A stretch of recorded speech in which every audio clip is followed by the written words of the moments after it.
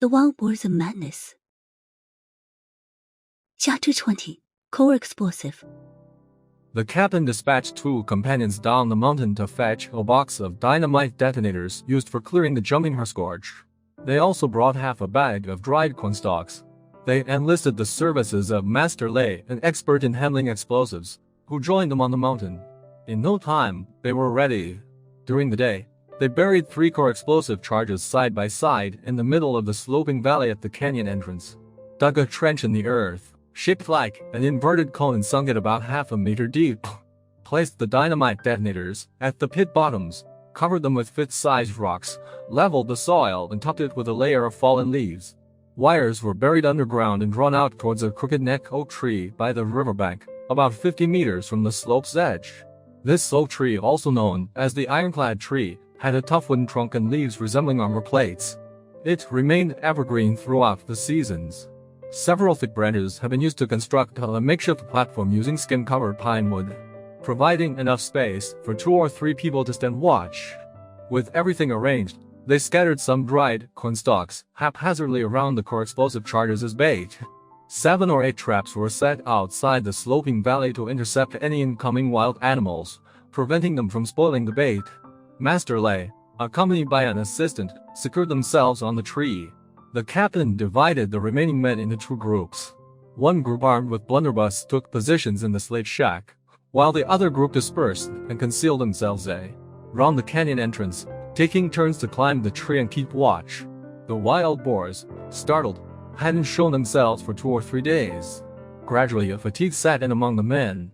Rumors spread quickly in the mountain community, and the captain's companions from the slate shack communicated with the team leader's counterparts. Upon learning that the captain had placed 3 core explosive charges at the canyon entrance using powerful dynamite meant for breaking rocks, both the team leader and Lao Yang were left dumbfounded. Lao Yang considered stepping in to advise the captain, but team leader harbored resentment from their previous altercation and remained obstinate. Lao Yang approached one of the captain's companions, instilling some fear in him. The companion went to plead with the captain. The captain replied, "Don't listen to their nonsense. I've got it under control. They're just afraid we'll get to the Boars," deliberately spreading along. "We're all at a safe distance. The ironclad tree is more than 200 steps away from the explosive charges. Even if there's an avalanche, it won't harm us in the slightest." On that day, the 15th day of the 12th lunar month, after a day of continuous snowfall, the sky cleared in the evening. A full moon hung in the eastern sky, casting its brilliant light on the snowy mountains. The valley, nestled in Wahezagu Valley, appeared serene and beautiful beneath the pristine white. In the frigid valley, after several days of waiting, the battery and the detonator had run out of power. Master Lei sought out the captain and said, "We can't hunt this wild boar anymore." The captain replied, "Don't be disheartened. Perseverance is victory. If we can't bring down this group of wild boars after 7 or 8 days in the mountains, how can we face people when we descend?" Master Lei suggested, "We might have to call it a day today. Tomorrow morning, I'll get someone to go to town and buy a few batteries." The captain objected. "We can't afford to wait. It will miss the opportunity. If it's just a matter of the dry battery being dead, I have a solution. We've been trained for this. Flatten the battery and it will last the night. Bring it to me and I'll take care of it. After that, I'll find someone to go down the mountain overnight to procure supplies." Master Lei unscrewed the screw, took out the battery and handed it to the captain, who placed it on the ironclad tree trunk. Using the back of his hunting knife, the captain flattened the battery with a few swift blows.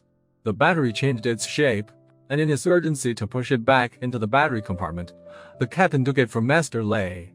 With a clenched fist, he pounded the battery back into place. However, the detonator slid from his hand and fell straight down under the tree.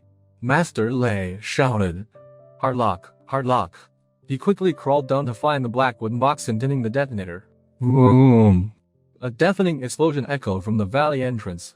The row of core explosive charges had simultaneously detonated, illuminating the white mountains on both sides of the crevice with a bright flash.